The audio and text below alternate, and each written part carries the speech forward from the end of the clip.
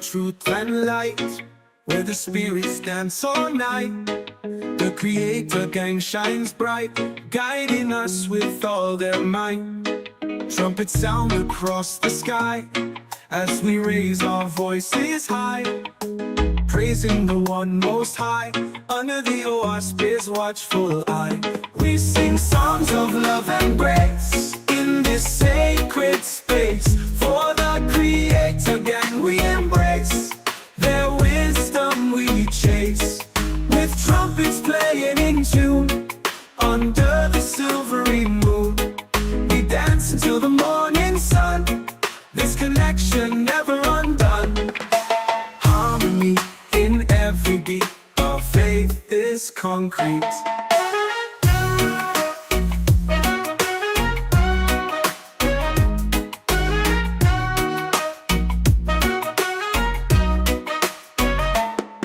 Through the pages of the OSP, ancient wisdom on display, teaching us the righteous way, leading us to a brighter day. With each trumpet blast, we're reminded of the past and the love that will ever last in this divine contrast. United in spirit, we uplift and hear it. We sing songs of love and grace in this sacred space. For the Creator gang we embrace, their wisdom we chase, with trumpets playing in tune under the silvery moon. We dance until the morning sun, this connection never undone.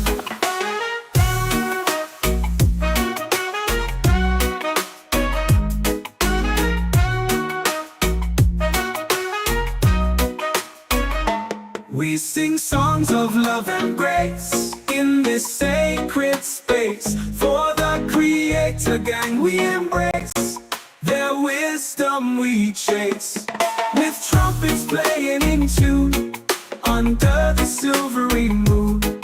We dance until the morning sun, this connection never undone.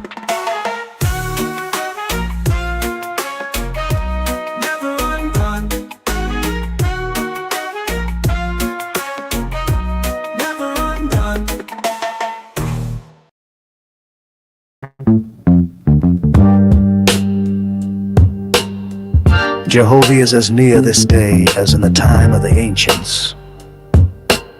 Put yourself in order, becoming one with Him. And no book is so easily read as His created universe. Inspiration comes less by books than by what Jehovah wrote. His worlds read Him and His works. Frame your speech and your thoughts for Him. He will answer you in your own behavior and in the happiness of your soul.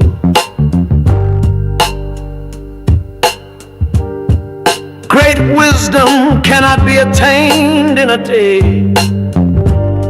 nor purity and strength to overcome temptation, till the growth is from the foundation. The fool will say, the sacred books are no more than man of his own knowledge could write.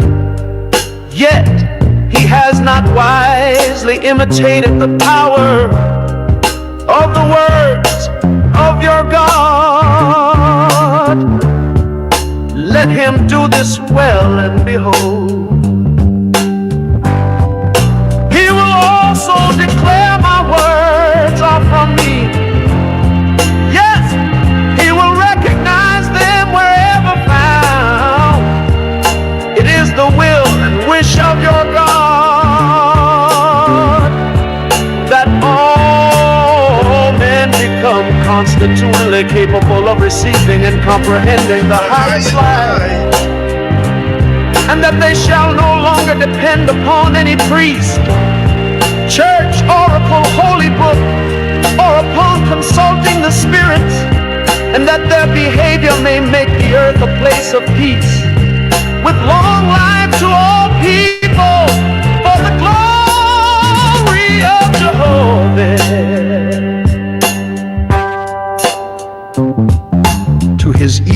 between gods and goddesses. Jehovah said, as you have founded arcs of light in my ethereal heavens, to determine the travel of my corporeal worlds, so shall my God of the earth inspire mortals to build lighthouses for man's ships that travel on the oceans, and those who travel in the ships. And those on the land shall know when a ship nears the port, even as you see my traveling earth approaching the place of Cosmin. For this shall be an illustration to mortals, that I have appointed cycles of times and dawns of times, with gods and goddesses to superintend my creations in tenderness and love, lest by chance man becomes despondent, saying, alas, Jehovah did not provide in wisdom commensurate with the magnificence of his creations.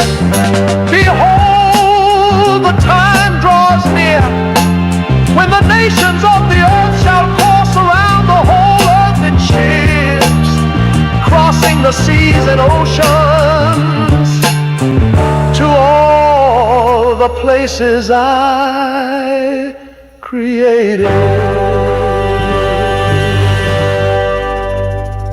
Yes. Large up yourself, big up yourself, family. Where is it? It's your boy Selah Shalom checking in. You know how we do.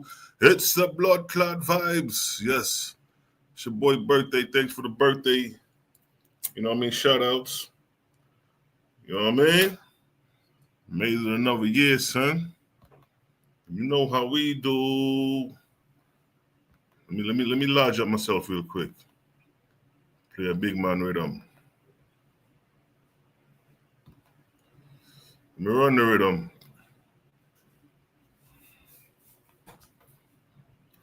What's the vibe, family? Yes, let me run the rhythm quick fast, yeah?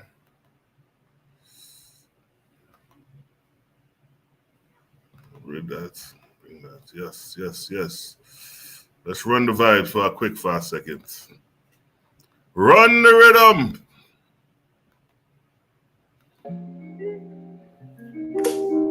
Yeah. Vibes. Yeah. Life. Celebrate life. One more year upon them. Celebrate life. Yeah. Yeah. Happy birthday, yeah, my friend. Yeah. One more year upon them. Yeah. Go on a vibe. Give thanks for life. Next year we doing it again. Yeah. Happy birthday, yeah, my friend. Whoa. One more year upon them. Yeah. More life to your car with the till the end. Real from me heart, no pretend. Big birthday, bash. If I ever on the ground, nigga, splash. Give thanks for your life, oh gosh. Watch it, they make me go dip in at the stash. Drink and smoke so we frost. Turn up the sound box. Girl, them a bubble to the max. Everything well, cool and relax. So we send out the location. They a pass spot. We a pop champagne non-stop, yeah. Happy birthday, yeah, my friend. Yeah. One more year upon them. Yeah. Go on a vibe. Give thanks for life. Next year we doing it again, yeah. Happy birthday, yeah, my friend. Whoa. One more year upon them. More life to your car with the till the end. Real from me heart, no pretend. Yeah, still I live, so we loving life. It's another year, so we are rejoice. Be a family around, we not paranoid. Gratitude is a must, so make we build a vibe. Yeah, the most I prayer, we not go without. If a negative, me tell you love without. Heart clean with health and strength, what you are worried about. While the most I blessing you, yeah. Happy birthday, yeah, my friend. One more year upon them. Go on a vibe, give thanks for life. Next year we doing it again, yeah. Happy birthday, yeah, my friend. No. One more year upon them. No. More life to your car with the till the end. Real from me heart, no pretend. Yeah. One more trip round the sun. Oh yeah, and we give thanks we not go down. Nowhere life there, Thanksgiving prayer. Tell us, God go with your dying will be done. We have life and we not suffer. Oh no, still I make it do at times rougher. Most I give with the strength, they are for a reason. In any event, happy birthday, yeah, my friend. My friend. One more year on them. On them. Go on a vibe, give thanks for life. Next year we doing it again, yeah, Think yeah. of that. Happy birthday, yeah, my friend. Large yourself. One more year on them. On them. More life to your count, they are till the end. Real from the heart, no pretend. Go pretend. Thanks for your reason. Yeah, yeah, celebrate for your reason. Yeah, yeah, well, I joy for your reason. Yeah, yeah, live life to your best. It's a birthday season. Large up yourself, big up yourself, big rhythm that to no kings and queens. Big rhythm that, yes, yes, yes. Large up yourself, big up yourself. Your boy Selah Shalom in the building. Where say Kian? Where say Tabitha? Trinity this. Yes, yes. We fetting Trinity style. You done no session, man. Go bust up a fet, yeah? Go mash up a fet, quick, fast. yeah, what's the vibes? You know what I mean? All praise to the creator. Made it another year around the globe. You know what I'm saying? Yes, yes, yes. Sweet jam. Yeah, you done know. That's a big rhythm. Pull up that, wheel up that rhythm. Selector. Pull up that rhythm again. Big rhythm that, you know. Me have to run that again, yeah? Me have to run that again? Yeah, me have to run that rhythm again, yo. Bad man rhythm that, you know. Run that. Yeah, yeah, yeah, yeah. Life, life, life. Celebrate life, celebrate life. Let's go five up. You know how we do. Yeah, yeah, yeah. Right. Happy birthday, yeah, my friend. Yeah. One more year on them. On them. Go on a vibe. Give thanks for life. Next year we're doing it again. Yeah, yeah. Happy birthday, yeah, my friend. Whoa. One more year on them. On them. More life to your count, they are till the end. Real from the heart, no pretend. Big birthday, bash. If I ever on the ground, nigga, splash. Give thanks for my life, oh gosh. Watch it, they make me go dip in at the stash. Drink and smoke, so we frost. Turn up the sound box. Girl, them a bubble to the max. Everything well, cool and relax. So we send out the location. They are pass spot. We a pop champagne non-stop, yeah. Happy birthday, yeah, my friend. My friend. One more year on them. Yeah. Go on a vibe. Give thanks for life. Next year we doing it again, yeah, yeah. Happy birthday, yeah, my friend. Whoa. One more year on them. Yeah. More life to your count, they are till the end. Real from the heart, no pretend. Yeah, still I live, so we loving life. It's another year, so we are rejoice. Be a family around, we not paranoid. Gratitude is a must, so make we build a vibe. Yeah, the most I prayer, we not go without. If a negative, me tell you love it out. Heart clean with health and strength, what you are worried about. While the most I blessing you, yeah. Happy birthday, yeah, my friend. Yeah. One more year on them. Yeah. Go on a vibe. Give thanks for life. Next year we doing it again. Yeah, yeah. Happy birthday, yeah, my friend. Whoa. One more year on them. On them. More life to your count, they are till the end. Real from the heart, no pretend. No pretend. One more trip round the sun. Oh yeah. And we give thanks, we not go down. Nowhere life there, Thanksgiving prayer. Tell us, God go with your dying, will be done. We have life and we not suffer. Oh no, still I make it do at times rougher. Oh. Most I give with the strength, they are for a reason. In any event, happy birthday, yeah, my friend. Yeah. One more year on them. On them. Go on a vibe, give thanks for life. Next year we doing it again, yeah, yeah. Happy birthday, yeah, my friend. Whoa. One more year on them. Whoa. More life to your count, they are till the end. Real from the heart, no pretend. Yeah. Thanks for your reason. Yeah, yeah. Celebrate for your reason. Yeah, yeah. Well, I joy for your reason. Yeah, yeah. Live life to your best. It's a birthday season. Yes, sir. Man, to run that. Man, to run that rhythm, man. Bad rhythm that now. Big rhythm that. Big up. Busy signal for that one there. Large up yourself. Big up yourself. Where say Deshaun? Where say Sistrin? Large up yourself, yeah? You know what I mean? So, you know, September 25th, 5-2, make that 7. You know what I mean? That's that God right there. You know what I mean? But nonetheless, it's the birthday, the day the Creator gave birth to the God, Selah Shalom. And you know, according to the Awaspi, when you are born into the world, you are a product of a new creation. You are not a reincarnated soul from thousands of years ago. You are a new product, a new creation. Just like that apple tree that gave fruit to apples this year. It's a new batch of fruits this year, and it's not the same batch of fruits of old year. So understand that when you are born into the world, you are special to your Creator. You are just like a fingerprint. You know what I mean? You only have that one identity. Nobody else has it. You are special. So the Creator gave us life, a beginning with no ending. You know what I mean? That's how the Creator created us, to have a beginning with no ending, to enjoy the eternal realm eternally. When you look up in the cosmos, you're looking into the afterlife. Those stars, those realms, those are realms of people who have crossed over, passed on, and now they're up in the stars. Just like the Awaspi say, we rise to the Etherian realms.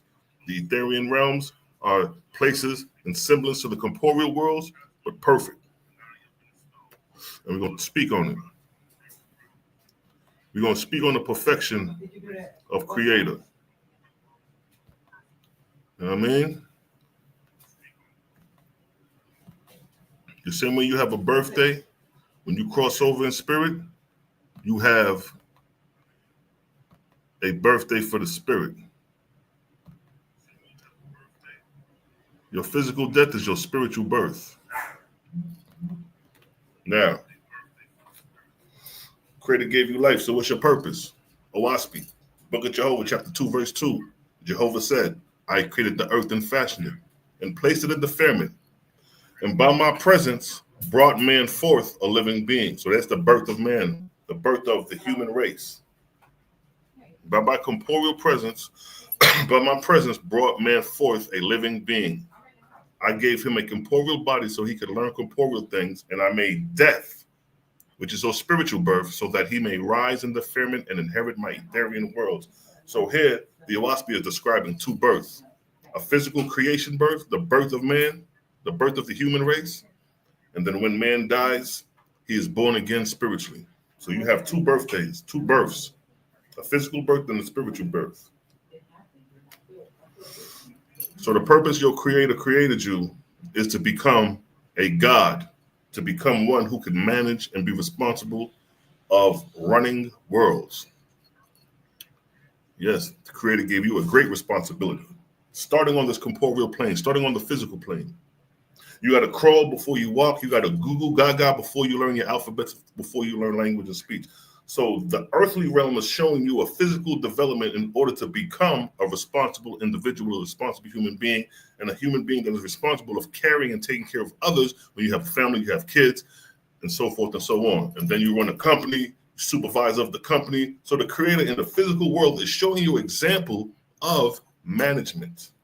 But it doesn't stop on the physical world. It continues to grow after your physical death. And when you become gods and lords, then you will become managers of worlds.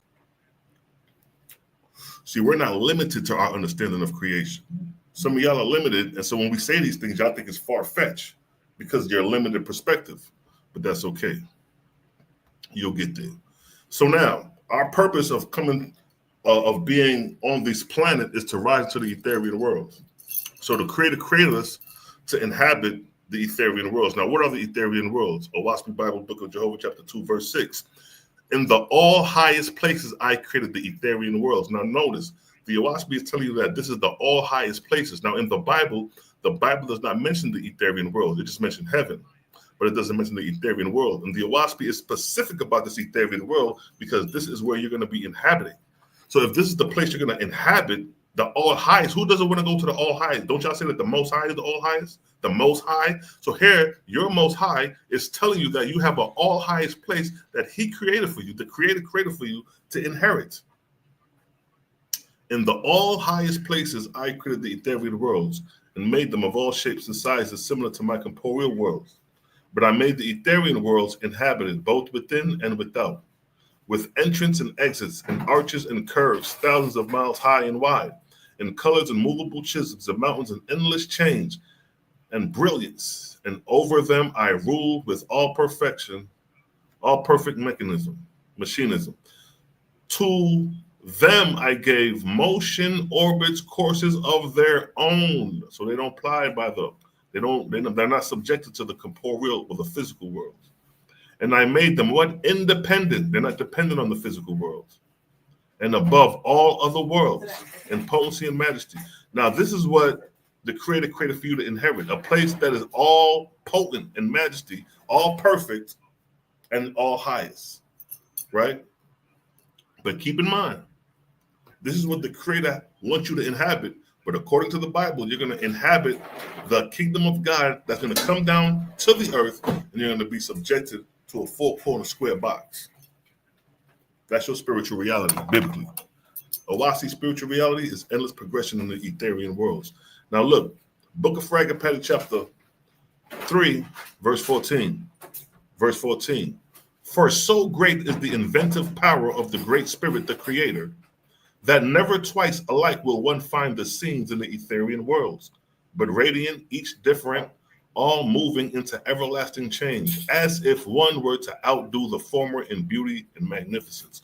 So this is a brief description the Owaspi gives describing the inheritance, our spiritual, describing our inheritance as spiritual beings. But how does mortal rise to the Etherian world? So Owaspi has a complete system set up for you to progress and get to these high spiritual realms called the Etherian realms. It's just like school. You go to school, you got subjects, teachings to help you pass the grade in order for you to advance into higher grades so you could graduate school and go to higher places of education. It's the same process. If we have this so detailed, intricate process on the earth plane, government structure, laws and order, what makes you think the same rules don't apply in the spiritual world? Book of Jehovah, Book of Divinity, chapter 1, verse 1. God, Son of Jehovah, said, by virtue of my own authority and in the name of Jehovah, Creator of all things, peace and comprehensive judgment to angels and mortals. Verse 2. That from the little that has been demonstrated in the world of governments and principalities being manifested on earth, may be taught that similar organic bodies exist in heavens belonging to the earth. So there you have it right there. They're letting you know in the Owaspi Bible that there are similar organic bodies like the earthly plane that exist spiritually. Right? So if God has a kingdom, that kingdom has to have rules and regulations, principalities, the same way we got them on the earth plane. Right? The kingdom of God. In order to have a kingdom, you got to have a king. You got to have people in the kingdom. Verse 3. Which heavenly places and governments were the cause forerunners of good governments manifested among mortals? So Owaspi is letting you know that the heavenly places of government is the cause and forerunners and influence humans to create government structures and systems on the earth plane. This government system you've seen on the earth, that shit just didn't pop up out of nowhere. It was inspired.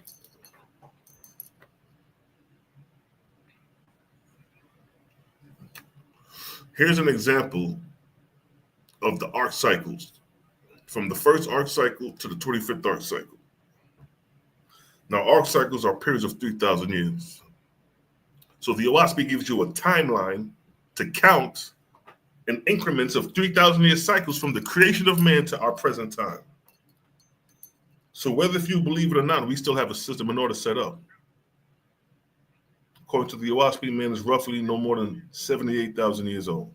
Now we know when we look at archaeology, the oldest finds go back to 7 million years old. But we say that some of these carbon dates and stuff like that is off. Because man is created and then he goes extinct, and then it's created again, goes extinct, and that's the cycle of man: creation, inhabitation, and extinction. And that's what is lacking in the archaeological world of dealing with, human, the race of humans. When you look up the remains of humans, the Homo erectus, the Homo sapiens, and the Neanderthals, and all these different early races of men, Owaspe's telling us that these races go back no further than 80,000 years, but they have it recorded going back to millions of years. Now, if they go back millions of years, they would have to show pockets and cycles of when man is created, inhabited, and extinct within that pocket of time. You can't just say man was created 2 million years ago and just lived 2 million years on a planet straight. That's not realistic. Because nature shows us that there's seasons and cycles. Nature shows us that there's a time when things are created, like the spring is a creation, summer is inhabitation, fall and winter is the symbol of death. And then regeneration and resurrection and recreations take place in the spring again. And new apple trees grow that didn't grow. That's not the same apple trees of last year. I always use that example. The apple trees of this year is not the same apple trees of last year. The apple trees of last year is not the same apple trees of this year. Apple trees go bearing during the winter season, and then when spring come around, they produce new fruit. That's what nature shows us. So the same rules apply to the human race, but just on a greater scale, on a greater magnitude of time. We already see that man is created. We understand that man is created. Man goes back, according to them, 7 million years old, depending on if you're dealing with the Arthropithecus, if you're dealing with the Homo erectus. These so-called primitive races came in so-called millions of years ago. But they'll have to validate and show man coming in millions of years ago, reaching a zenith in that time period, going down of civilization and time, and going extinct, and then showing that process again. They don't have that. They got you believing that man is 2 million years old, just running on the planet straight. But that's a whole nother argument. Because when we deal with the skeletization of bones, we'll see that don't even go back to millions of years. It don't even go back 20,000 years. Let's go back to a couple hundred years to 1,000 years. When you look at the skeleton, just go do your own research and look up how long does it take for a human bone to disintegrate back in the dust. And I guarantee you, when you look up that, it's called skeletization. And when you look it up, it ain't gonna go back to no millions of years old.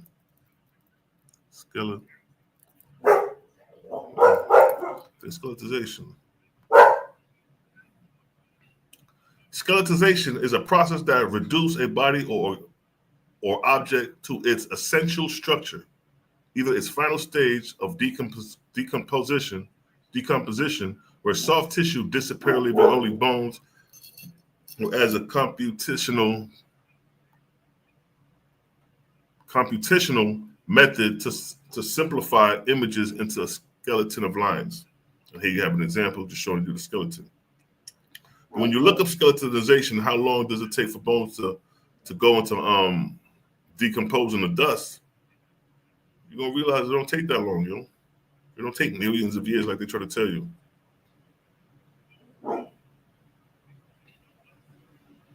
Here go the States. In temperature climates, it usually requires 3 weeks or several years for a body to completely decompose into a skeleton. See that? It said several years is 7 years. We're not talking about millions of years. We're talking about 7 years. They said it could take for a skeleton to completely decompose, a body to completely decompose into a skeleton. Depending on factors such as temperature, humidity, presence of insects, submergence in a substrate such as water. In tropical climates, skeletonization can occur in weeks, while in tundra areas, skeletonization may take years, or may even occur, or may never occur.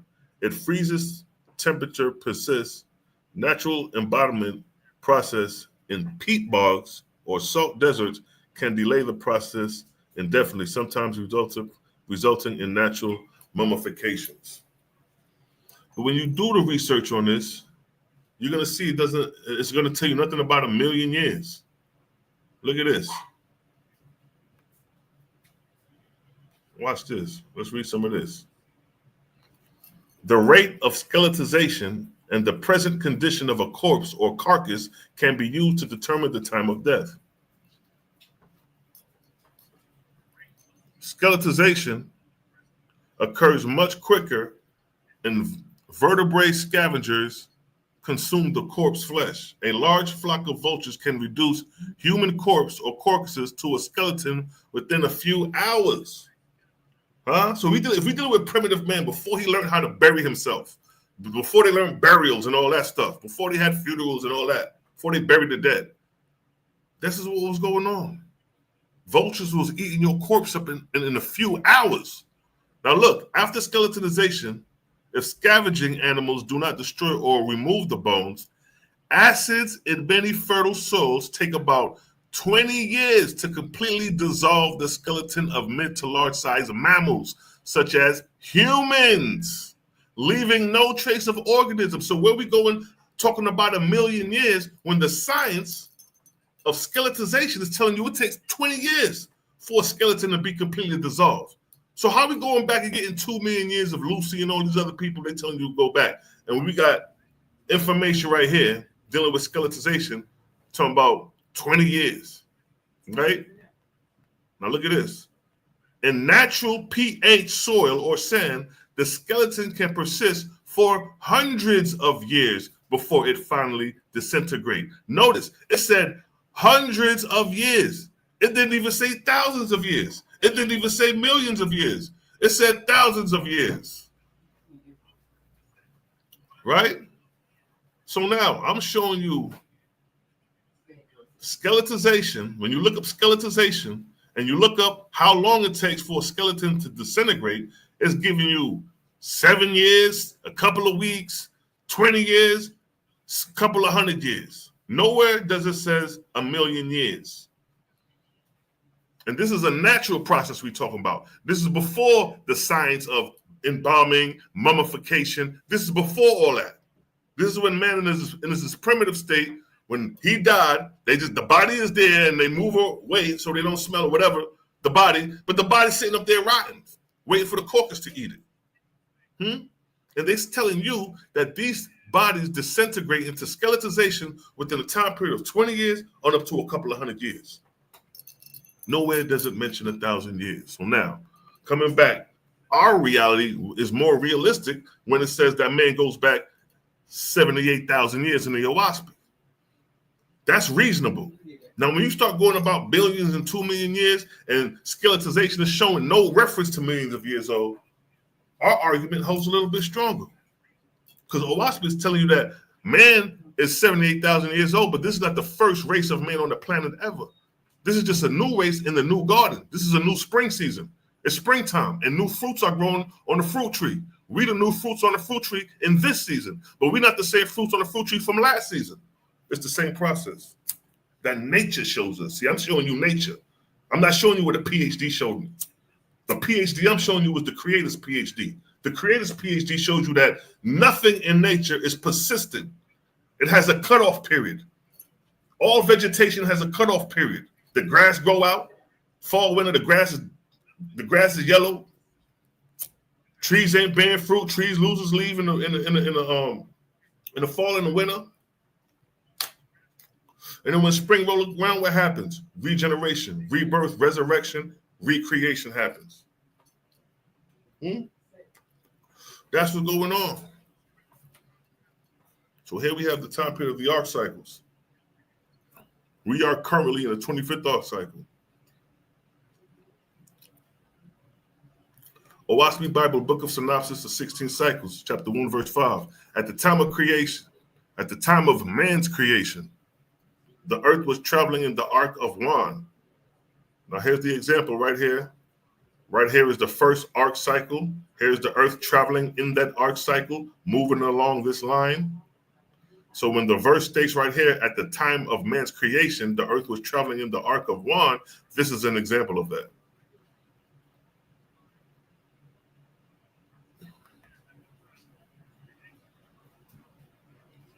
First arc, and then look what it states. At the time of the creation of the earth, the creation of man, the earth was traveling in the Ark of Ron, where thousands of Orion chiefs live, with billions of high-raised angels. You see them numbers? Billions of high-raised angels. Look what the next verse states. Look at Jehovah chapter 8, verse 16. And Jehovah caused the angels of Atmospherium to assemble together and organize the first kingdom of the heaven of the earth. See that? The first. So we have a system we're dealing with here.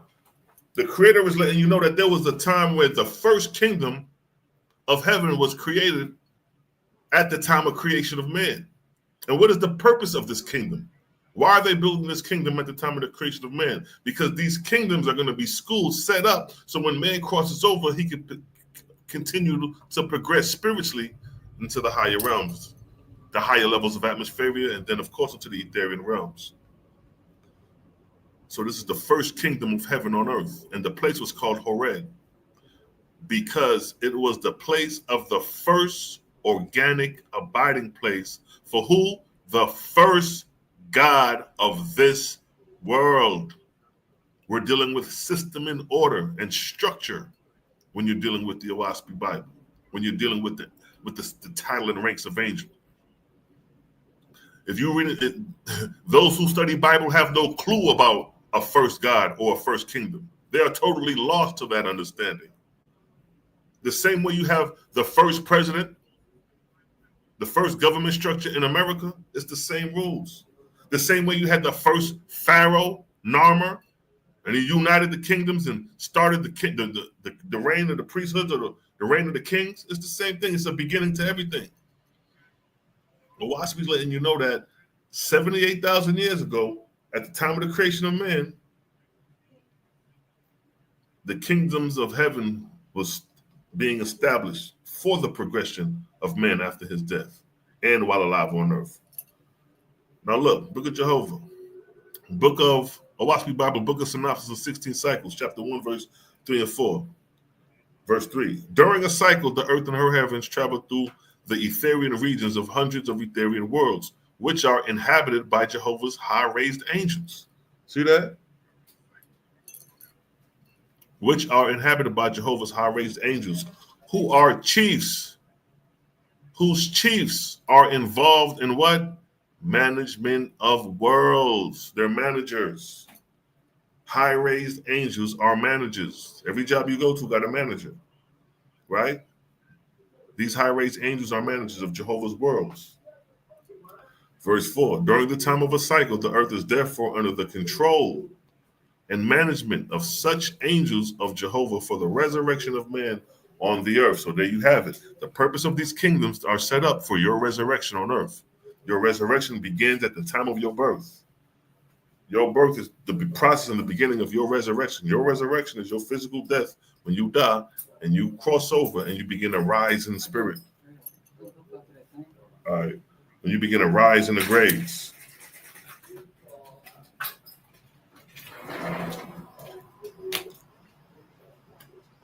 Book of Sethantes, Son of Jehovah, chapter 23, verse 4. Jehovah said, those who come out of the earth shall be sufficient to themselves. As a mother provides for her child, so do I provide for the spirit generations of a corporeal world. There goes the example again. But when they are mature in wisdom, strength, and love, I command them to take the offices of what? Lords and God in the management of my kingdoms. See that? A God and a Lord are angels that are managers of worlds, managers of kingdoms, not the creator.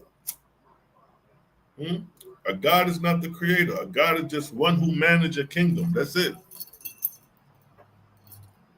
We know many of you haven't been taught that because in the Bible, in the beginning, God created the heavens and the earth.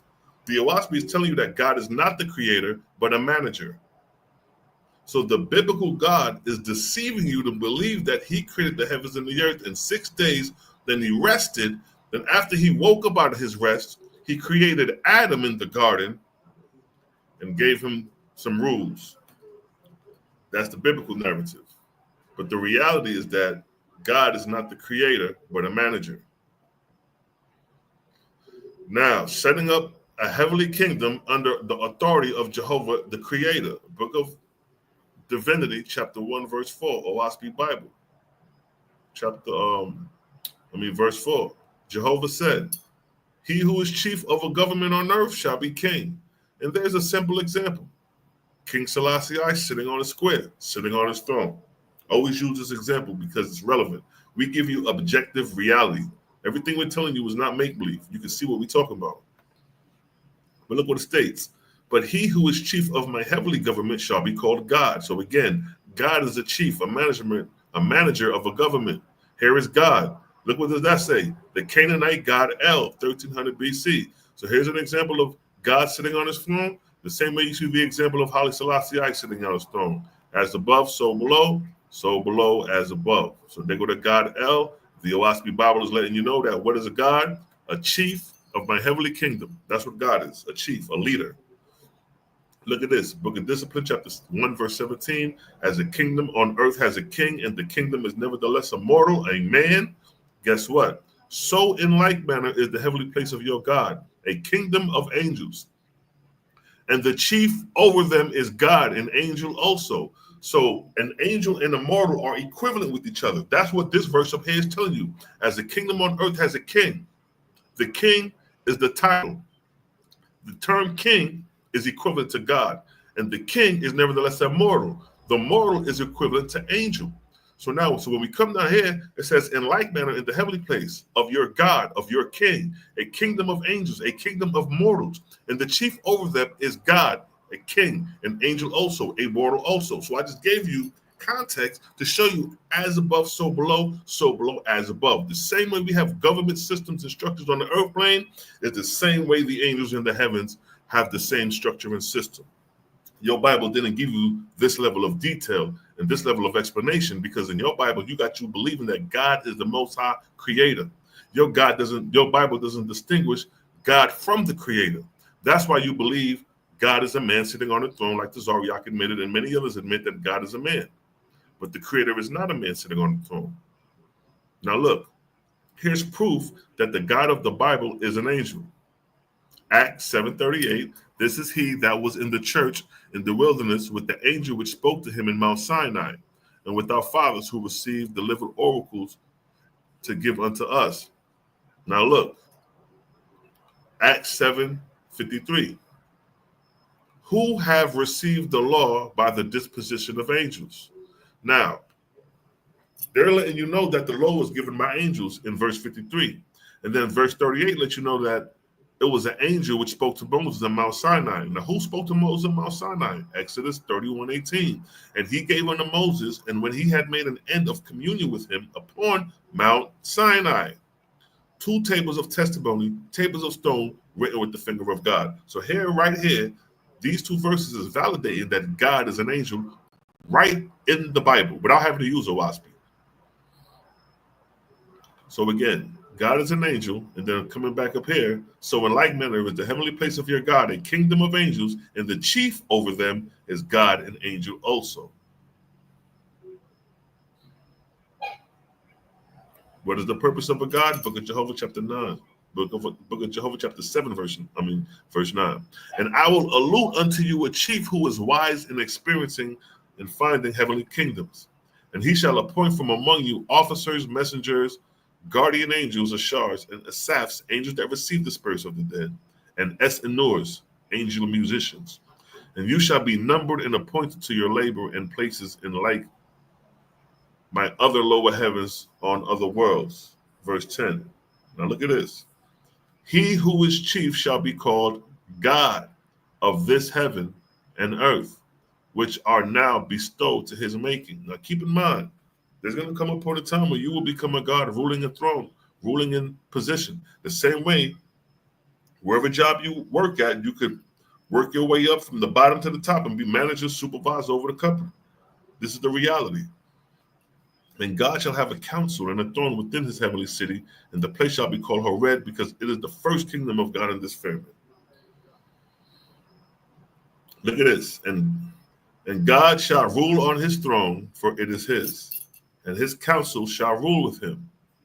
In my name, Jehovah, shall they have dominion over angels and mortals belonging to the earth. So there's an example. There's an objective example of a man sitting on the throne ruling the kingdom.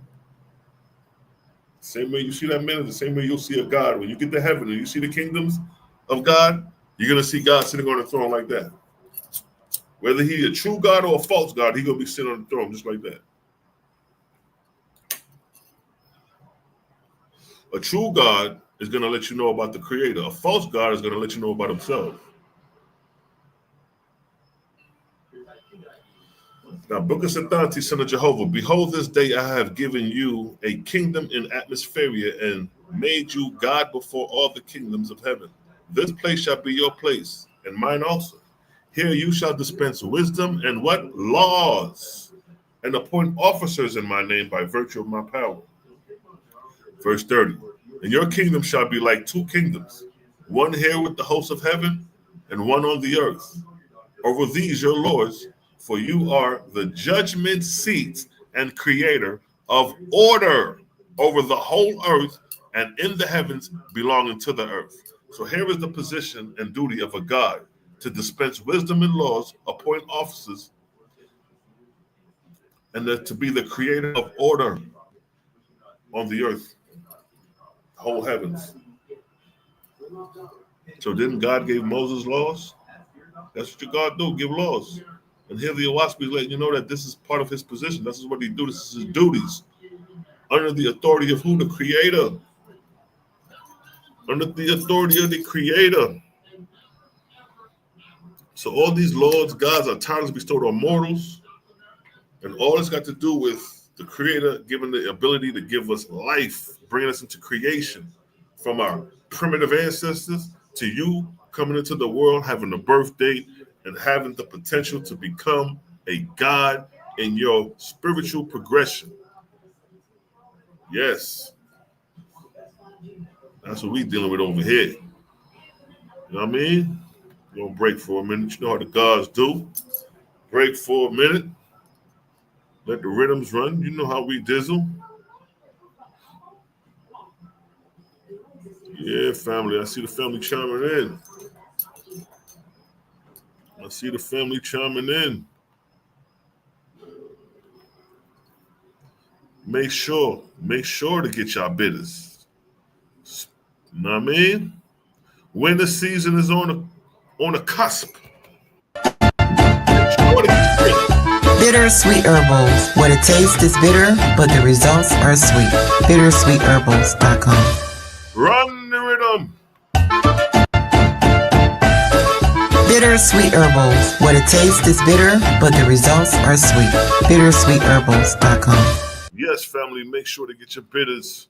You know how we do upon these parts.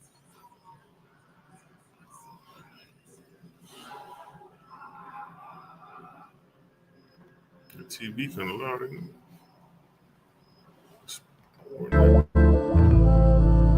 That real quick. Hold tight.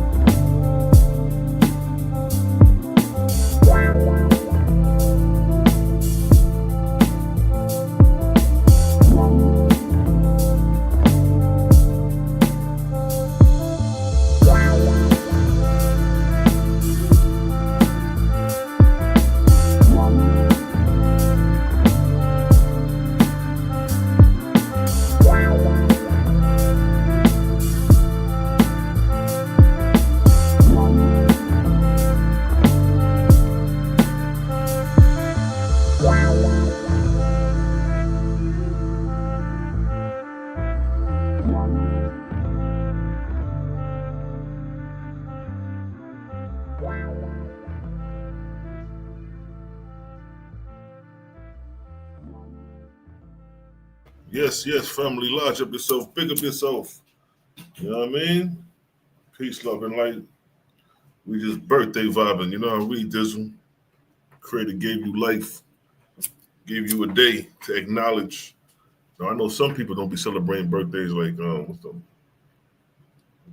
Jehovah's Witness, I think. They don't be celebrating them. I know a couple of Israelites don't, but you know what I mean? Got the wife over there making some grilled. That good old butter roll. Bet y'all don't know about that butter roll. Y'all know about that. Take a picture, huh? Bring that shit hot in it. No, it's cool down. Go back. Oh, for the can. Yeah, my people got a traditional dish, yo. Should be good as hell. Some shit from the country they make. It's like a big ass cinnamon swirl. Like when you dip it in, it got like some milk. It's not milk, but it's like almond milk at the bottom, man. Oh, that shit crack. Just imagine a cinnamon swirl, and when you dip it in, you dip it like milk. And it's can't explain it. You gotta taste it. Peace to the righteous God, Malachi Maccabee in the building. I see you, King. Dion, I see the family, all the birthday shout outs. Salute. I see y'all. I see the family chiming in. You know what I mean? Now, like we was breaking down with skeletization, right? Let me go back to this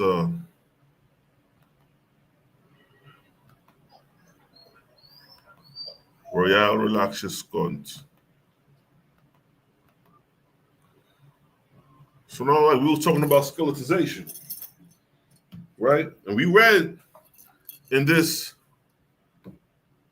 definition within skeletization that it doesn't take much for a skeleton to decompose into its original form, which is powder dust.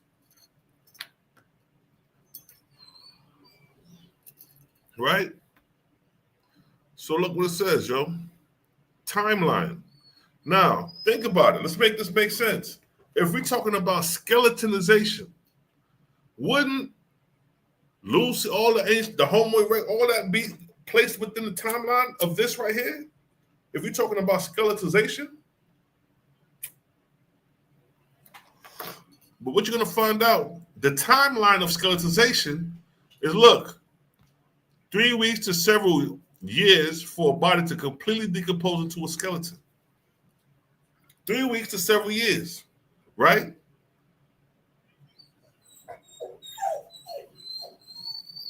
Look, in a tropical climate, skeletization can occur in weeks. In weeks. So we got weeks, several years. Skeletonization may take years or may never occur. Again, years. And they say nothing about millions, not even thousands. Now look at this. We're just backtracking.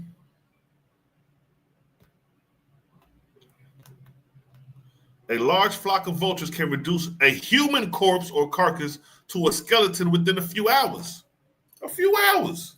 So during the days of Asu, during the days all the way up until burials, nigga, them corpses was tearing your ass up in a couple of hours.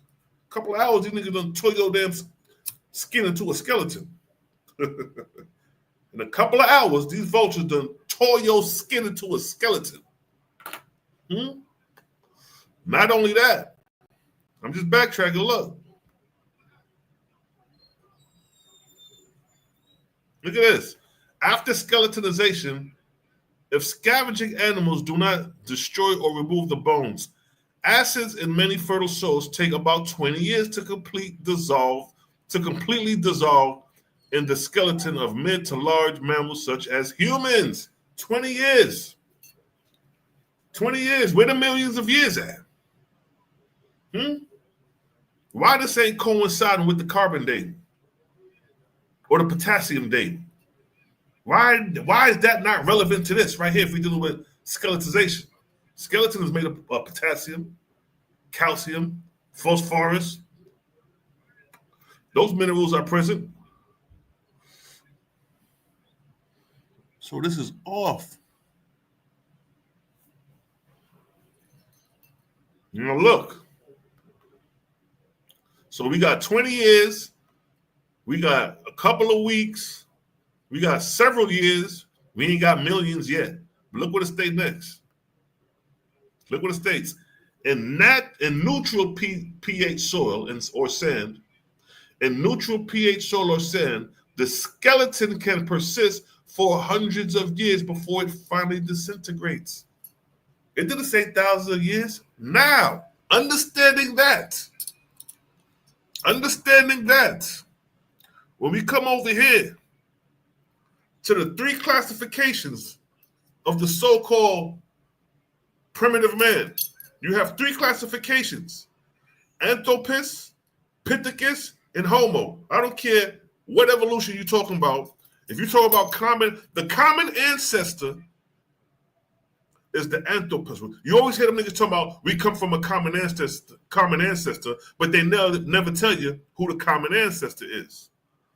Well, the only preceding ancestors that comes before the Homo race, the Homo sapiens, the Homo erectus, there's only two classifications that comes before that. So it's only two classifications that will be considered your common ancestor. It's either the Pithecus race or lineage or the Anthropus race or lineage prior to the Homo race. So the Anthropus and the Pithecus would have had to been a combination to create the Homo race, using their logic, using their evolution and interbreeding.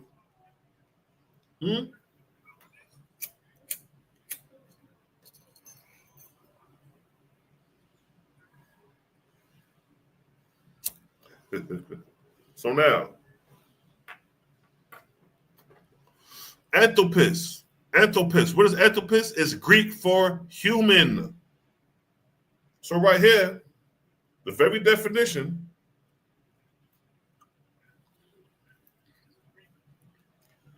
is human. The word homo means same. Anthropus means human. What does Pithecus mean? Let's see. What does Pithecus mean? Ancient Greek ape or monkey.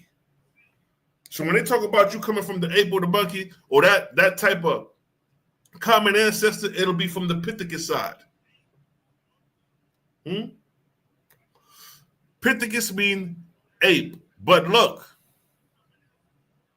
Anthropus mean human.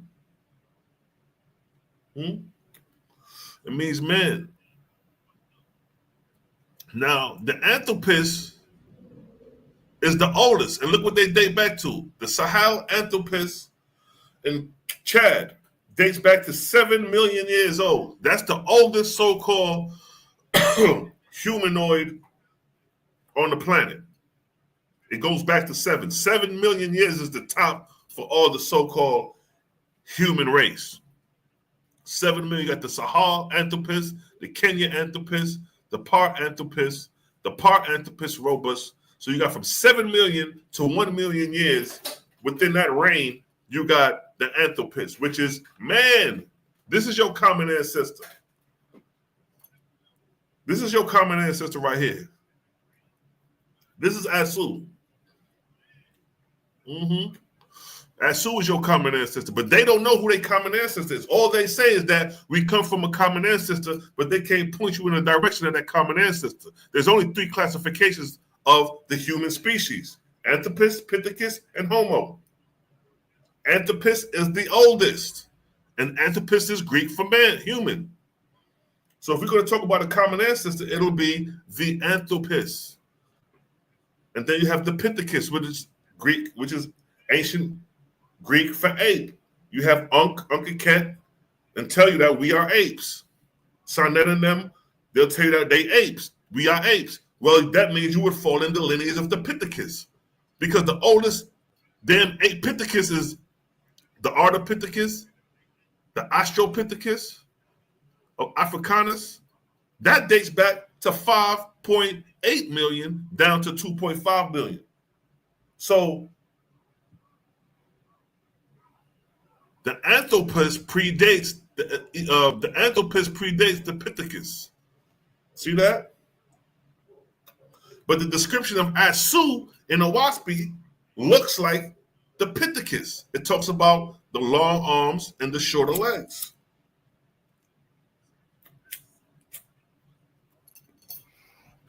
And we're talking modern man. I mean, we're talking ancient primitive man. Before man looked like how we look today. As far as with the physique that we got today. So you got the Ardipithecus dating back to 5.8 million down to 2.5 now. Below that, you got Homo. What does Homo mean? Latin for human being or man. And the oldest is the Homo rudolfensis, 1.9 million years. Coming all the way down to the Homo sapiens sapien, 200,000 years. So the Homo habilis, the Homo ergastus, the Homo erectus, all the homos go back to 1.9 million years old, down to 200,000 years. So right here we have the three races. And the Homo race is the last. They're the youngest. And in this race, the youngest, this is where you find where we would come out of. Because we are considered Homo sapiens sapien. So we would have emerged 200,000 years ago. Now, I just read that Owaski said we go back in merely 78,000 years ago. So if they had to rectify this, they would have to show pockets of creation and habitation of extinction, and then it happens again. Because if we've been on the planet, right, for let's go back 6,000 years. 6,000 years of history is what we really have right now. Starting from the pyramids, Sumer. Going back further than that is kind of bland. It's kind of dry. You don't got too much real history. So you're trying to tell me man been living on the planet for 200,000 years and only 6,000 years reached the zenith of building a pyramid? Huh? Something ain't adding up. It should be pyramids going back millions of years old. If that's the case, if the Homo erectus or if the Homo habilis and the Homo ergastus was some intelligent beings, they should have been building structures, monuments, and all that 1 million years ago, but we don't see none of that. Yo, Mally, you crazy. The Pithecus, you know what I mean?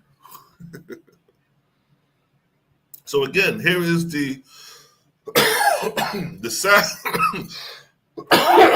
Sahel Anthropus of Chad. Physical features. This is Earth only. Now look at that. This is your common ancestor. Ain't niggas over there bringing this out. Niggas is telling you about these ancient ass races, but not telling you that that's the common ancestor. Look at the skull. Look at the brow. Look how thick the brow is. Look at the frontal lobe. There's no frontal lobe there. We already described the lacking of the lobe, the lacking of certain areas of the brain. When man lacks that, his functions is incapable. He has an inability if his head is pushed in. If the frontal lobe, if any of your brains is not properly shaped, you would have a dysfunction, a disability. Lack of the frontal lobe, lack of the temporal lobe. So primitive man had an inability based off the skull shape. The skull shape will determine the brain shape. So if he's lacking a frontal lobe, look, this is the lacking of the frontal lobe. So if he's lacking frontal lobe, he's lacking what? It says speech problems. You remember primitive man didn't come out the womb and wasn't born, created, speaking perfect English. God didn't create Adam speaking perfect Hebrew. When man was created, he was speaking mumbo jumbo, goo goo gaga, the language of the babies. But the lack of the frontal lobe meaning speech problem. So primitive man had a speech impediment. He couldn't read or learn at the time because the brain was underdeveloped. It says speech problems with reduced verbal fluency. Typically, the person is lacking what? Insight and judgment. You know in the books that there was created incest, lacking insight and judgment based off the lack of the frontal lobe, based off lack of the skull. The skull is lacking in that department, showing you that man was primitive, animalistic in his nature. Because if he's lacking insight and judgment, that's more of an animalistic nature within that man. Impulsivity, disinhibition, apathy. And look, inappropriate social behavior. See that? Difficult with planning. This is primitive man. This is like a child, an infant. An infant ain't gonna be sitting there planning right off the bat. You gotta be taught that. Decision making, impulse control, social behavior, motor function. So all this is a dysfunction of the lack of the corporeal lobe. So this is why primitive man wasn't intelligent. Primitive man was not intelligent based off the lack of brain function. Lack of the temporal lobe. What is the lack of the temporal lobe? Auditory, information, memory. Look at this. Understanding language. So man at this point would have never understood these things because he would have had to have those areas of the brain or the skull developed. The skull got to be developed and for the brain to even be able to function properly. Recognize faces. So when the Owaspis said that they was committing incest, they wasn't even able to recognize faces with the lack of the temporal lobe. If you're lacking the temporal lobe, nigga, you may not even recognize your own peeps. This is what the primitive condition man was in his essence of creation. When them first set of angels came and Siddhantis came with them angels, behold what they would have saw. Confusion, the lack thereof, the inability based off the shaping of the skull. And the Owaspis states, and this is why Owaspis states in the first book of the first Lord, and the name of the first race was Asu because they were of the earth only. And here's a description of being of the earth only because they're lacking the ability to be more angelic like. Lacking these abilities put you in the category of more of an animalistic nature. This is more of animalistic behavior. When you look at animal brains, they lack a lot of these, the temporal lobe, the corporeal lobe.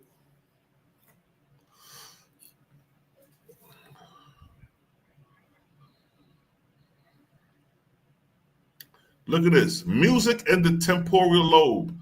Owaspi Bible, Book of Apollo, son of Jehovah, chapter 3, verse 1. I, Apollo, Jehovah's son, proclaim an age when man on earth did not consider harmony or symmetry or music as gods. It makes sense that the temporal lobe helps the brain process what? Sound. Because it is so close to the ear, since the temporal lobe is in charge of our sense of what? Hearing. It also plays an important role in what? Music. And it helps us process parts of music like what? Rhythm and pitch. So now, primitive men lack this. They go to Anthropist right there. They go to the Anthropist, the first of the race of man. And he lacked what? The temporal lobe, which would have lacked what? Harmony, symmetry, and music. And what did the book say, right? What did the Owaspis say? I, Apollo, Jehovah's son, proclaimed an age when man on earth did not consider harmony or symmetry or music as gods.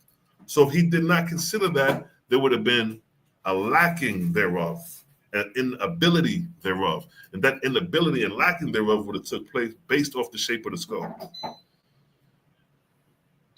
Now look at the Homo habilis. Look at the frontal lobe of the Homo habilis. Look how much more developed the Homo habilis frontal lobe is in comparison to the Anthropist lobe or skull. He has a big brow with no frontal lobe and a lack thereof of temporal lobe. So he would have been lacking harmony, symmetry, and music. He would have been lacking speech. He would have had a speech impediment. He would have had all these disadvantages coming into the world. That's why they said animal nature, animalistic, animal man, because man was not fully developed of his high potential when he was created. Just like a baby, when a baby's born into the world, the baby's not at his fullest potential right then and there. He has to grow into his potential, grow into understanding, comprehension, civilization, being civilized.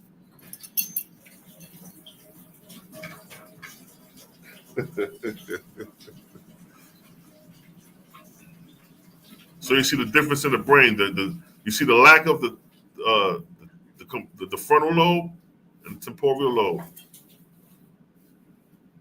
This is the Homo habilis. Look what it says about the Homo habilis. The earliest of our ancestors to show a significant increase in brain size, and also the first to be found associated with stone tools.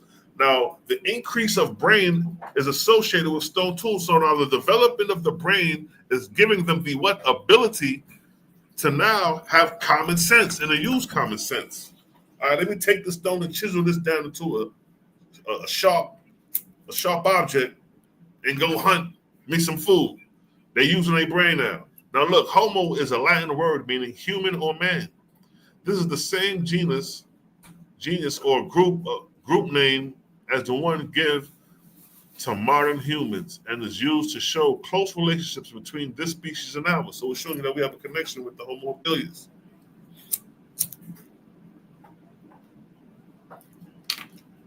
The word habilis is based on a Latin word meaning what? Handy or skillful.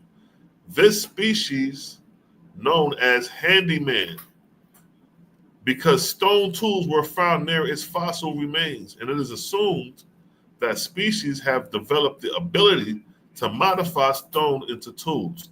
Owaski Bible, first book of the First Lords, chapter 1, verse 4, and the name of the second race was called Ahans, because they were capable of being taught spiritual things. See that? Now look, capable equals skillful, and skillful equals capable.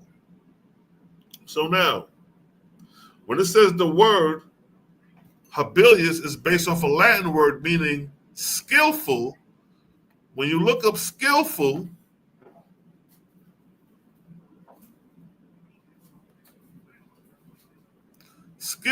right here, guess what it's associated with? Let me see if I can find it.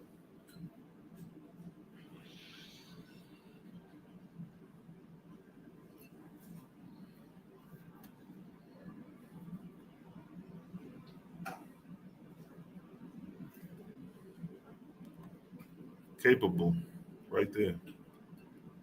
Skillful is associated with, hold on. Capable, right there. And capable, and click it, is associated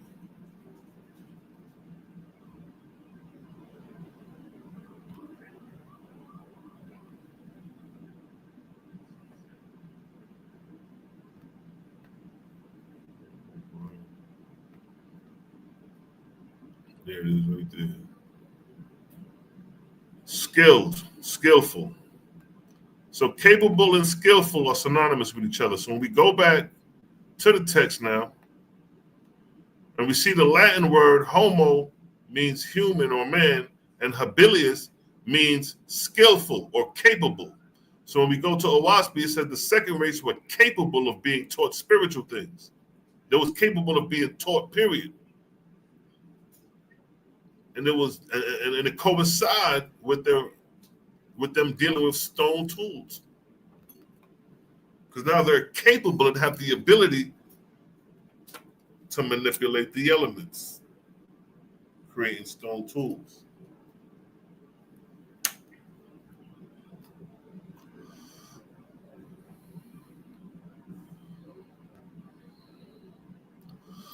Now look at this.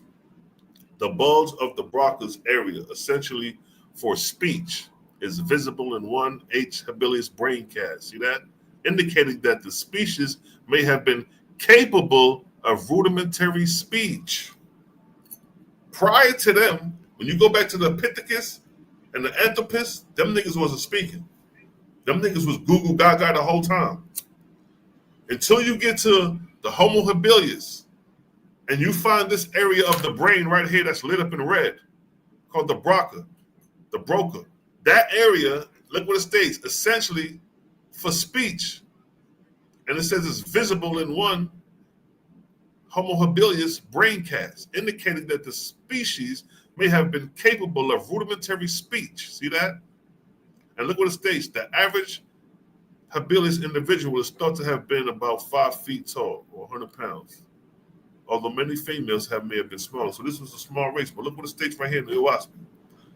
First book of the First Lords, chapter 4, verse 1. About this time, man began to use his lips and tongue in what? Enunciating words, prior to which he spoke in the thorax. Prior to which he what? Spoke in the thorax. Ooh, goo, gut. That's where he's speaking from his chest. And prior to which, meaning prior to the Homo sapien race, which would have been who? The Anthropithecus and the Arthropus races. They were the ones speaking in the chest. Now, the Homo habilis race is now using lips and tongue in what? Enunciating words. What did it say up here? The bulge of Broca area essentially for what? Speech. Invisible in one H. habilis brain cast, indicating that the species may have been capable of rudimentary speech. Right there, coinciding with the Owaspis, coinciding with primitive man.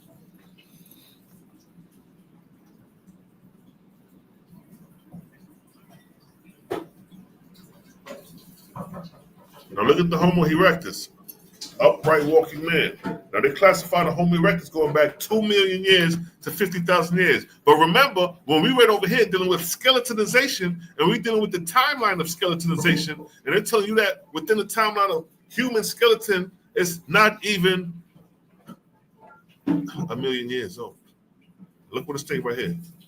We're going to hold on to this. Right here. Look at this. Acids in many fertile soils take about 20 years to completely dissolve skeleton to mid to large sized mammals such as humans. It only takes 20 years for a human to completely dissolve into a skeleton. But right here, they want you to believe that Homo erectus is 2 million years old. Mess around, these goddamn skeletons is not even 100,000 years old.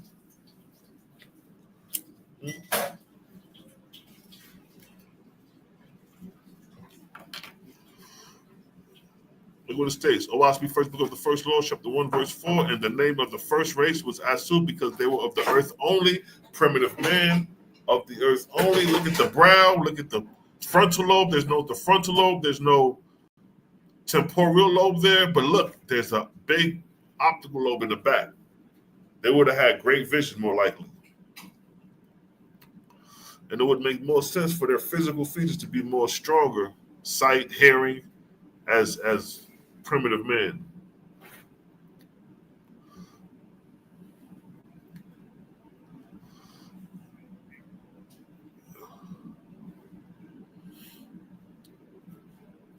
Now look at this. Owaspy Bible, first book of the First Lords, chapter 2, verse 4. The eyes were small and slender. Brains show an increase in size over early species, an average about 1050 cubic centimeters. So here go Homo erectus, here go Homo sapien, and you see the increase of the brain. You see the reshaping of the skull. See that? The change came within the gene and the manipulating of the skull.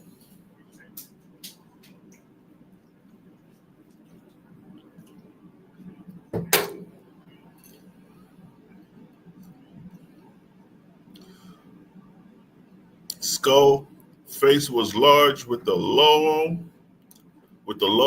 sloping forehead, a massive brow ridge, and a broad flat nose. Skull was broad and long with sharp angles at the rear, unlike the curve found in modern humans, showing you the distinction and the difference. The lack of the frontal lobe. Look at the back of the brain. Homo erectus lacked the frontal lobe. What is the function of the frontal lobe? Skeleton movement, ocular movement, speech control, expression of emotion, reasoning, planning. So they would have had difficulties with these things. Homo erectus would have had difficulties functioning. They would have had, look, skeleton movement. These niggas wasn't walking upright like perfect like we walking today. You know what I mean? You know how you got your walk, you got your stylish walk? Nah, ain't none of that going on. They're not even conscious of that. They lack thereof. What would be the behavior of lacking the frontal lobe? Speech problems, reduced verbal fluency, lacking insight, judgment, impulsivity, disinhibition, apathy, inappropriate social behavior, difficulty with planning, decision making. See that?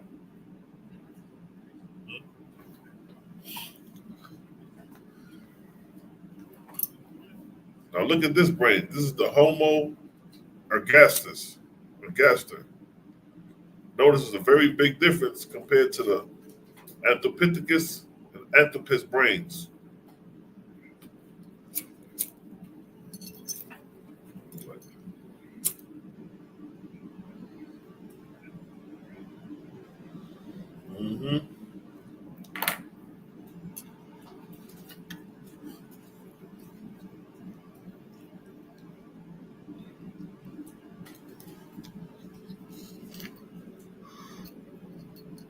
Homo ergastus was the first of our ancestors to look more like modern humans. See that? These could have been your Ahuans. These people were genetically tall and slender. What did the Awaspi say? Awaspi Bible, first book of the First Lords, chapter 2, verse 4. The Droops were tall and stout. See that? These are your primitive Droops, your primitive Ains, producing the Ahuans and the different species and races. The word ergaster is based on Greek word meaning work. Meaning what? Workman. So you got workman, handyman, skillful man. Man is starting to become more developed, breaking away from his common ancestors, becoming more independent like a civilized person. This species, tall, long-legged body with a flatter face, a projecting nose, and somewhat extended brain, was well along the evolutionary path leading to modern humans, but it still possessed a number of intermediate features. See that? They're letting you know the evolutionary change brought us modern humans, but we're talking about the Homo ergastus. We come from these ancient races. These are your ancestors, but your common ancestor would be the Anthropopithecus or the Anthropus.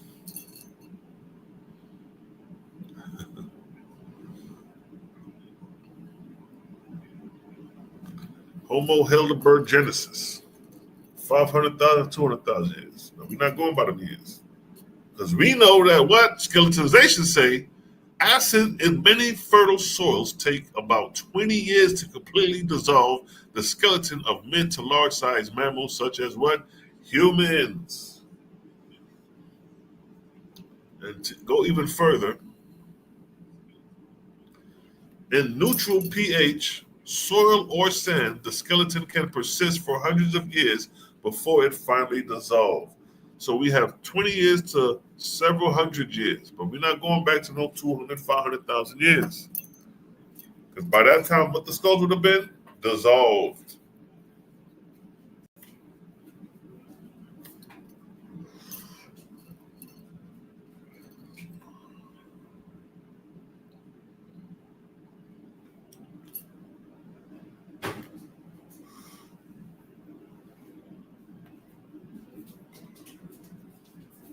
Now, their body structure, it says fossil evidence regarding body size and shape is currently limited, but leg bones indicate they were tall, reaching about 180 centimeters in height and had relatively long legs like their earlier ancestors, Homo ergastus.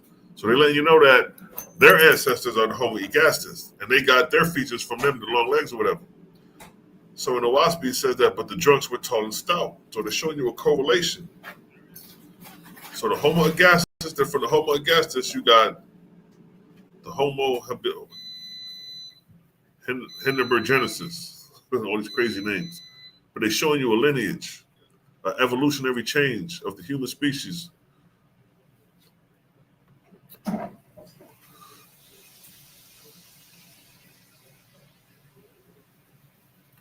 And then look, the shin bones, thickness, and bony ridges indicate that these people were strongly built.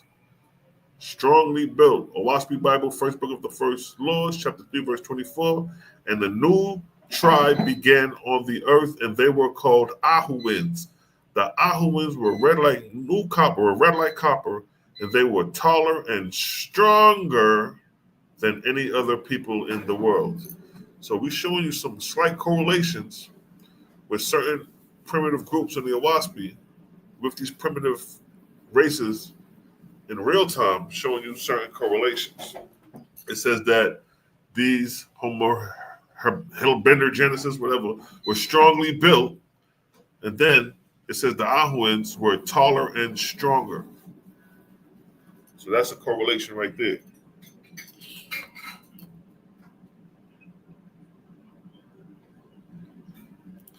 You see the increase of the frontal lobe right here. So with the increase of the frontal lobe comes what? Skill movement, you're going to be walking better. Speech control, expression of emotion, reasoning, planning, problem solving, you're doing all these things now. So here's a comparison. Lack of the frontal lobe to an increase of the frontal lobe.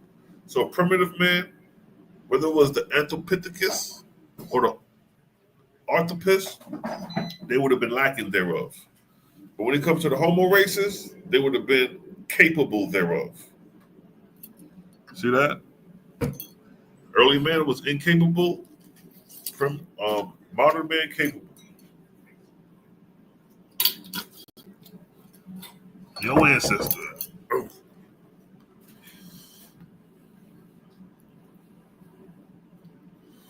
Now look, Homo Neanderthal, 45,000 years.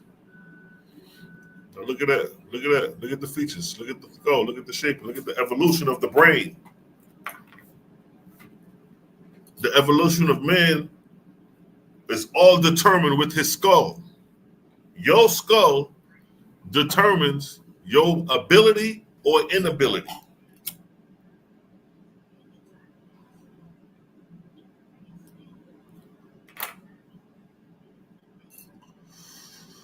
Look at the Homo florens. Look at their skull.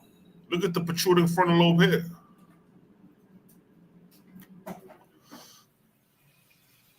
It says here, the name Florence recognized the island of Florence in Indonesia. That's where it was found. They are commonly referred to as what? Hobbits, after the Lord of the Rings character, in reference to their what? Small size and large feet. Owaski Bible, first book of the first laws, 2:4. The eyes were what? Small and slender. Hobbits were small, pygmy type.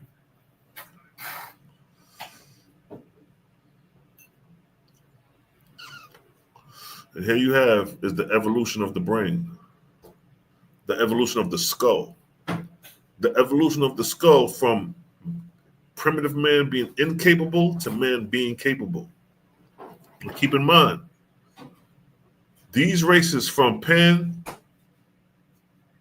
whatever that say, to the basically from the Arthropithecus to the Arthropus, all would have had a speech impediment.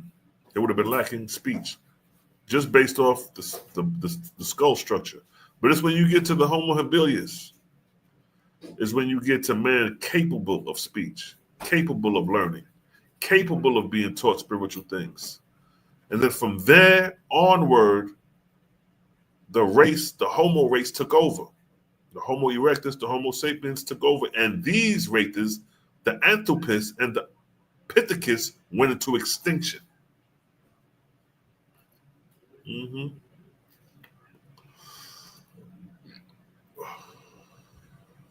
Yes, family. Vibing out, you know.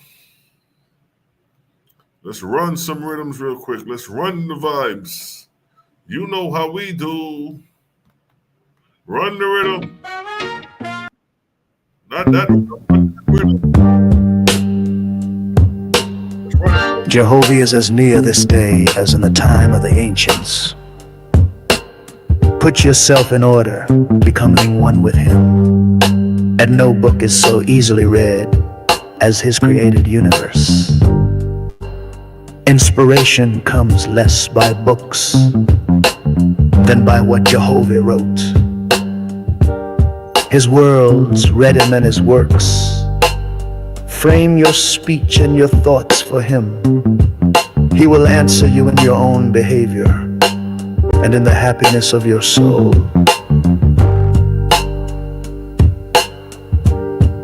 Great wisdom cannot be attained in a day, nor purity and strength to overcome temptation, till the growth is from the foundation. The fool will say, the sacred books are no more than man of his own knowledge could write. Yet he has not wisely imitated the power of the words of your God. Let him do this well, and behold, he will also declare my words are from me. Yes, he will recognize them wherever found. It is the will and wish of your God that all men become constitutionally capable of receiving and comprehending the highest life, and that they shall no longer depend upon any priest, church, oracle, holy book, or upon consulting the spirits, and that their behavior may make the earth a place of peace, with long life to all people, for the glory of Jehovah.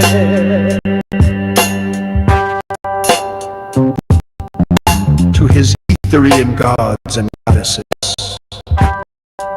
Jehovah said, as you have founded arcs of light in my ethereal heavens, to determine the travel of my corporeal worlds, so shall my gods that travel on the oceans, and those who travel in the ships, and those on the land shall know when a ship nears the port, even as you see my traveling earth approaching the place of Cosmin.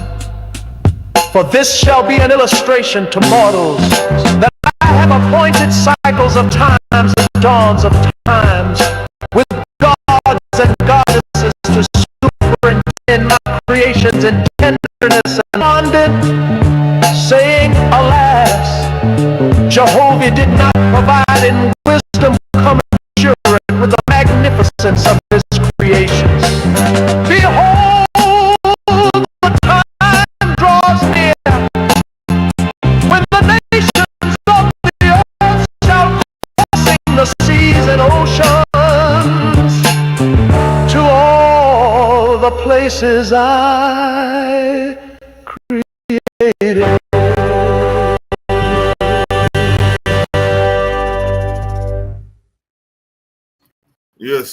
Yes, family. Yes, bad man track. That's no. Real original thing that. Yeah, Malcolm we say, yo, them names was crazy. The Pittacus and the Anthropis. You know what I mean? Peace to the gang. I see the family chiming in. I see you. You know what I mean? We just vibing, birthday vibes, you know how we do. Just going through the science, debunking the theories that man is millions of years old. You know what I mean? We just going through different presentations.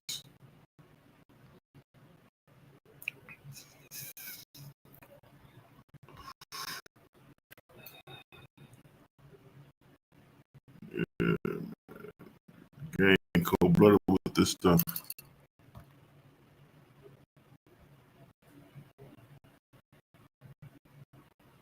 Look at this. The end game.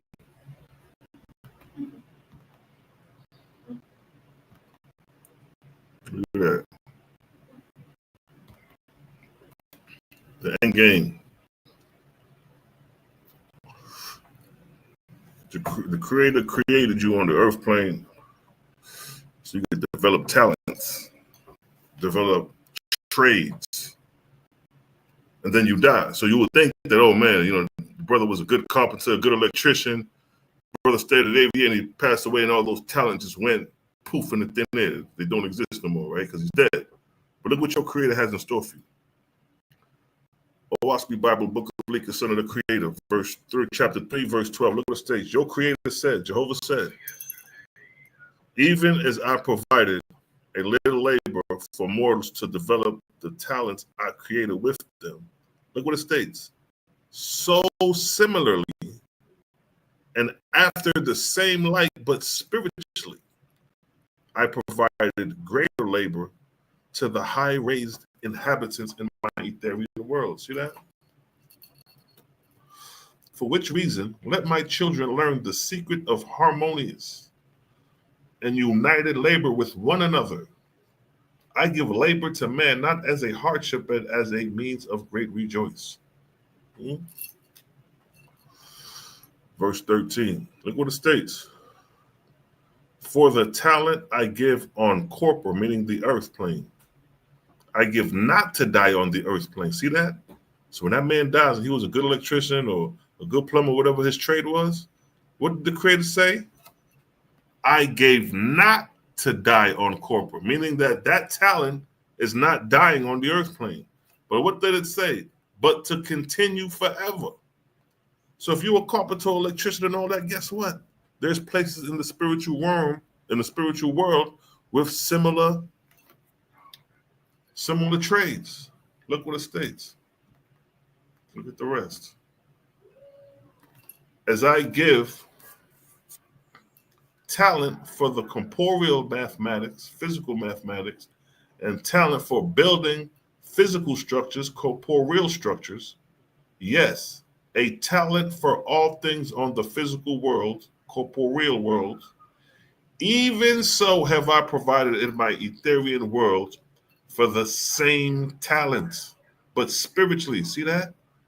In which man on earth, on the corporeal earth, judging the adaptability of talent to corporeal things, may comprehend the nature of the labors I provided in my exalted heavens for the same talents. So if you study aviation, if you like aviation, right? What is aviation? Aviation is the design, development, manufacturing, operation, and maintenance of aircrafts, right? Aviation is the management of aircraft. So if you have a talent in aircraft, guess what? When you cross over and die, that talent don't die there. It continues spiritually. And spiritually, your ancestors is going to be driving in them motherships, them spaceships traveling from galaxy to galaxy, constellation to constellation, cosmos to cosmos. But I done seen starships way out in the sky coursing the firmament. You go out there probably at night. You go out there and look right now for about 30, 40 minutes. You may see them coursing. You just look up. You'll see. We call them starships in the Owaski, spaceships, UFOs, whatever name you want to call. But the niggas be coursing in that firmament up there. Who flying them ships? Who created them ships? Who designed them ships? Who fueled them ships up to travel from the destination that they're going to? What did the Owaski say? As I give talent for corporeal mathematics and talent for building corporeal structures, here are talents for building corporeal structures and mathematics. You got to have a hell of a mathematics to deal with aviation, to fuel this plane up, make it fly to land into its destination and all that. That's great mathematics. So as I give talent for corporeal mathematics, physical mathematics, and talents for building physical structures, yes, a talent for all things on a corporeal world.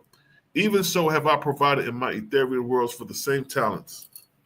But spiritually, in which man on the corporeal earth, the physical earth, judging the ability, adaptability of talent to corporeal things, physical things, may comprehend the nature of the labors I have provided in my exalted heavens for the same talent. So for the same talent on the physical plane, on the worldly plane, on the lower plane, we have aviation, we can fly from country to country. It's the exact same things with the Etherian angels or the ancestors, where they could travel from planet to planet, cosmos to cosmos, galaxy to galaxy, in their Etherian ships, or they so-called spaceships, where they could travel through space. The same way we could travel through space in the lower heavens, from India to Africa, whatever the case, it's the same way they can travel from Mars to Jupiter to Saturn in their spaceships. So your talents don't die on the earth plane. They continue to develop as you rise as an ancestor.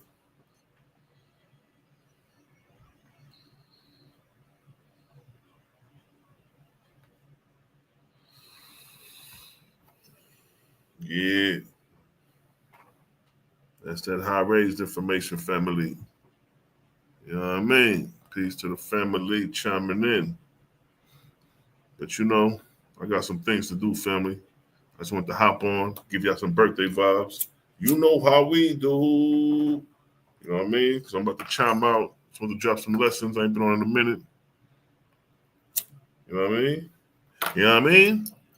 So we're going to sign out for right now. Salute to the Creator Gang. Cosmo, Cal, Malika, Mac, and B. Devil, Cosmo, and the rest of the family. Salute. Yafa, I see you. Yafa, I'm going to need them pictures that you went and took at the at John Newbro at the graveyard. I need the graveyard pictures, and I need the I don't know if you got any. Did you get an audio or a written statement of the fact that John Newbro wasn't a Mason, although he died in the Masonic cemetery? Because a little shorty tried to bring that up. You know what I mean? Because she tried to have somebody respond on the fact that if John Newbro was a Mason, you got to show the year he was initiated and the lodge he was initiated in order to validate him being a Mason. And they do not have that information. All they try to use is that, oh, well, he was a Mason because he's buried in the Masonic funeral. That don't mean nothing. That don't mean you're a Mason. In order to be a Mason, a legit Mason, a registered Mason, you have to have the lodge and the year you was initiated in. Because we could pull up King James. Let me give you an example of what I mean by that. I'm going to pull up King James and show you the lodge and the year King James was initiated in. Let me see if I can find that real quick.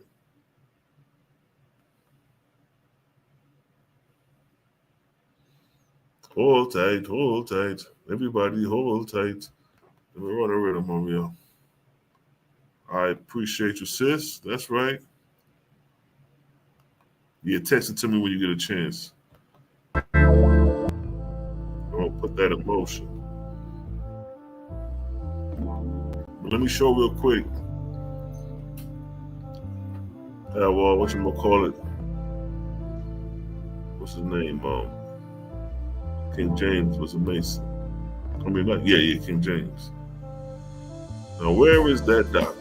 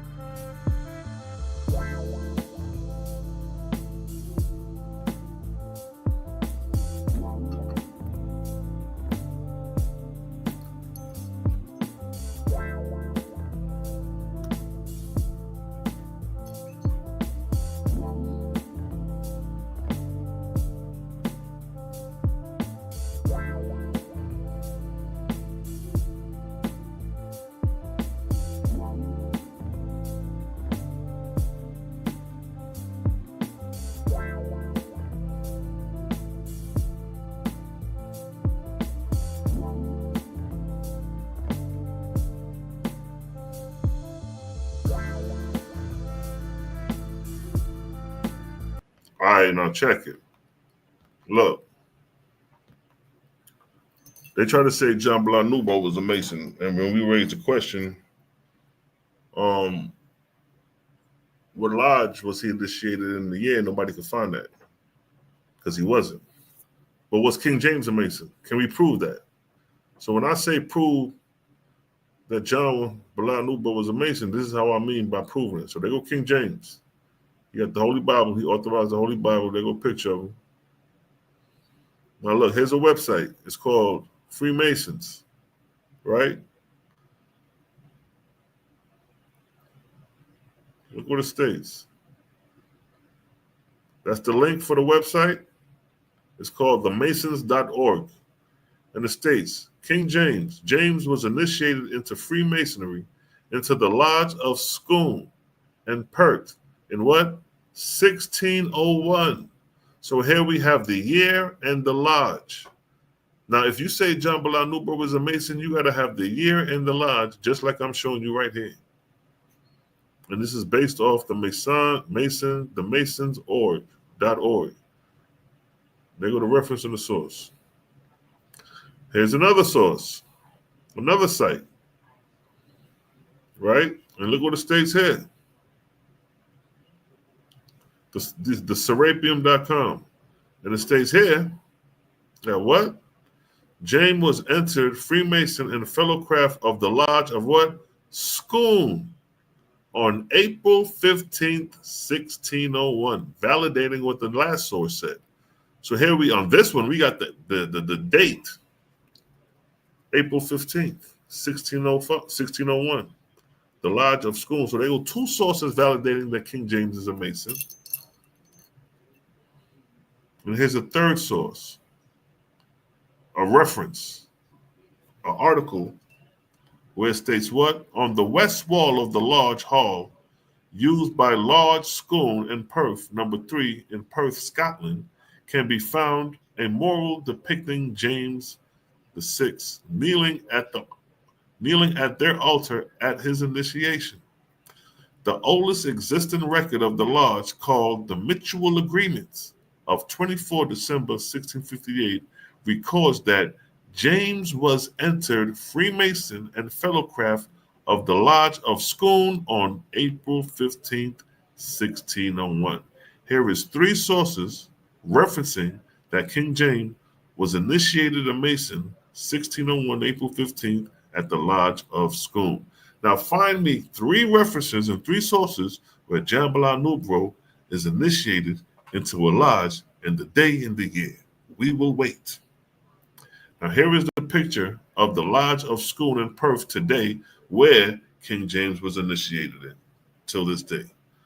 Now that's how you reference your source and back your claim if you're going to make a statement saying that somebody is a Mason. Now we're going to end it off with that. I just want to put that out there and shut that shit down with all the gossip about John Blanubo being a Mason, and y'all can't show the paperwork. How you going to call somebody a snitch and you can't show the paperwork? Off with your head. But with that, peace and blessings. Your boy Selah Shalom is out. Create a gang. And we out of here, family. Let's work.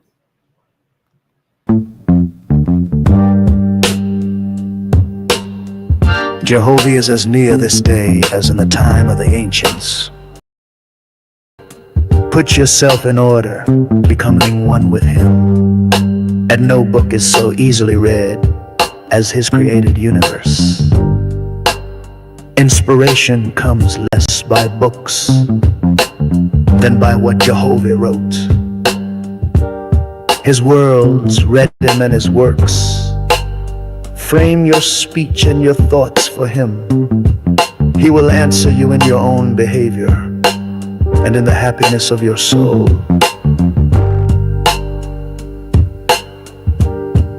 Great wisdom cannot be attained in a day, nor purity and strength to overcome temptation, till the growth is from the foundation. The fool will say, the sacred books are no more than man of his own knowledge could write. Yet not wisely imitated the power of the words of your God, let him do this well, and behold, he will also declare my words are from me. Yes, he will recognize them wherever found. It is the will and wish of your God that all men become constitutionally capable of receiving and comprehending the highest life, and that they shall no longer depend upon any priest, church, oracle, holy book, or upon consulting the spirits, and that their behavior may make the earth a place of peace, with long life to all people, for the glory of Jehovah.